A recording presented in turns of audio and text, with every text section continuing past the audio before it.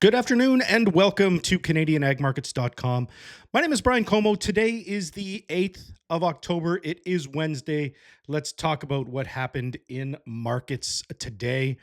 Canola up $2 at 6.17. Minneapolis wheat up 1.5 cents at 5.53 and a half. Kansas wheat up 1.25 at 4.93 and a quarter. Chicago wheat up half a cent at 5.0725. Soybeans were a good winner today, 7.5 cents higher at 10.29 and a half is where they closed at. Corn was up 2.25 to 4.22. Bean oil was up almost half a cent at 51.48. Canadian dollar lost a couple of points today, down 4 points at 71.64. The big story today, though, is in the cattle markets. Live cattle gained 115 today to settle at 238.88. 100-weight feeder cattle rose 457 and a half to make a new high and close at 368.82. All right, let's take a look at that feeder cattle contract. Here you can see the new high that was posted today. Again, I've been saying in this market that it's going to be very difficult to pick a high, even after it makes a high and consolidates for almost 2 months before breaking to new highs. This market continues to look undersupplied, and the new news from Mexico related to the northward spread of screwworm was the catalyst that took this rally into new highs.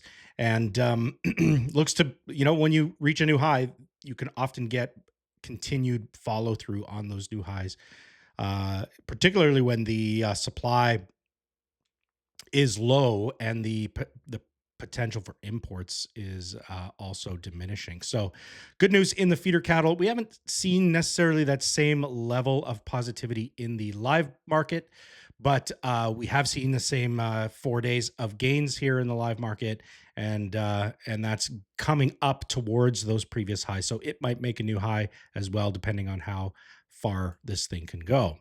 All right, looking at a bit of a differently shaped chart, here is November canola. It did test the 20-day moving average today in its small rise. We actually saw losses earlier in the session, and they rose very late into the session, near the close. We actually saw November pull back a couple of bucks from the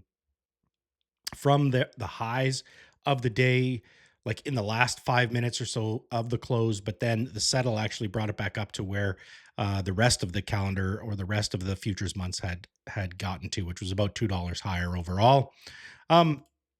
Some good news out of the soybean oil market as well. We've seen that market. Yesterday, we reported that market broke the 20-day moving average, and it traded above and closed above that level today as well. That's a good sign from a technical perspective. So we like to look. We look forward to seeing how far that can go. Soybeans had a good day today as well, breaking both the 20-day and the 50-day moving average and moving up towards some resistance near the 200-day moving average, which also has converged with the 100-day moving average. I think it's possible that we do get this push up into the 1045, even 1055 area, which would kind of encompass these last two highs from August and September.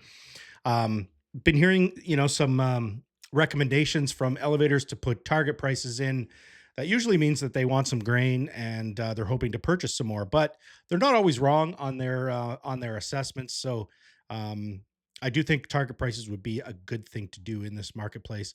We do have a bit of an information void right now, particularly in the row crops and the U.S. crops because of the government shutdown.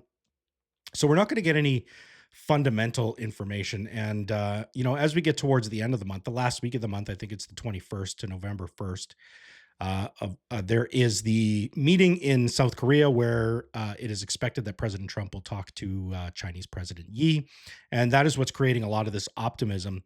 I do think that this optimism could fade heavily if that deal falls through, but if there is a positive note on the announcement, I think that could be a really positive thing that will continue to propel November soybeans higher.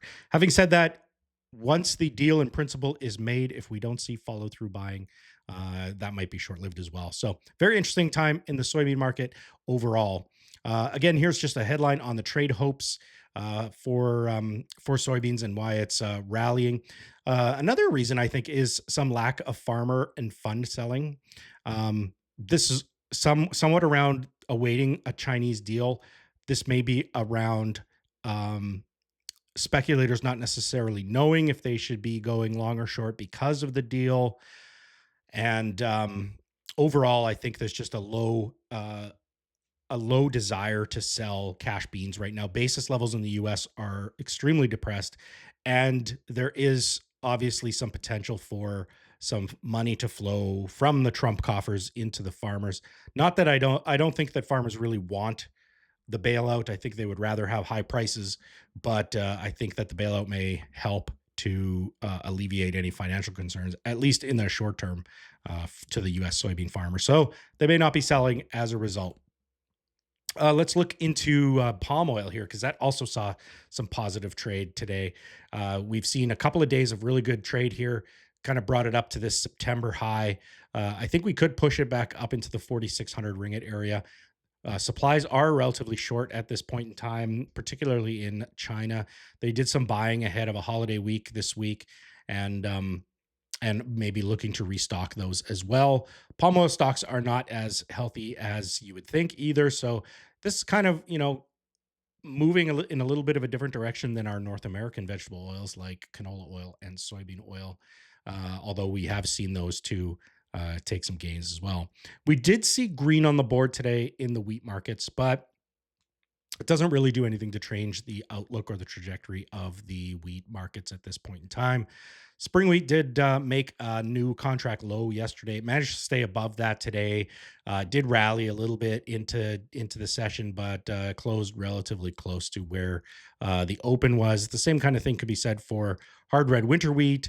Didn't break the didn't break the low that was put in just last week, but it did test that again and then eventually climb back up to close in a positive, but still not a very bullish looking chart at this point in time.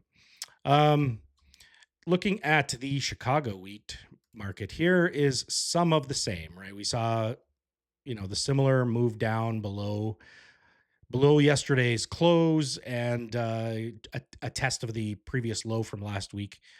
Nothing really exciting to happen here.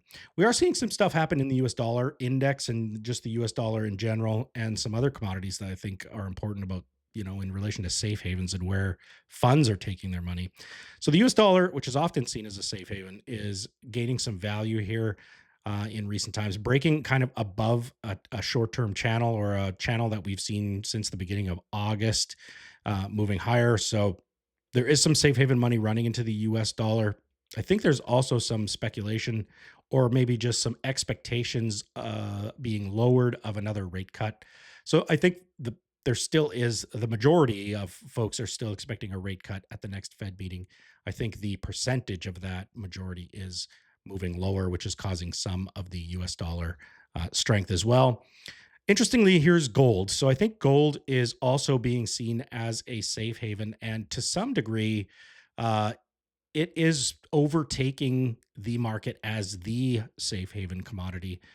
Here's an article that was published yesterday that talks about the price of gold and how it is moving towards um, being a safe haven asset more so than in previously, as the mounting debt and other issues threatening the US dollar denominated assets like treasury bonds, et cetera, in relation particularly to the Trump administration and their tariff situation and things like that. So the market in general is moving to a lot of safe haven places right now. Gold is the one seeing the most amount of gains, as the US dollar is also seen as a little bit risky.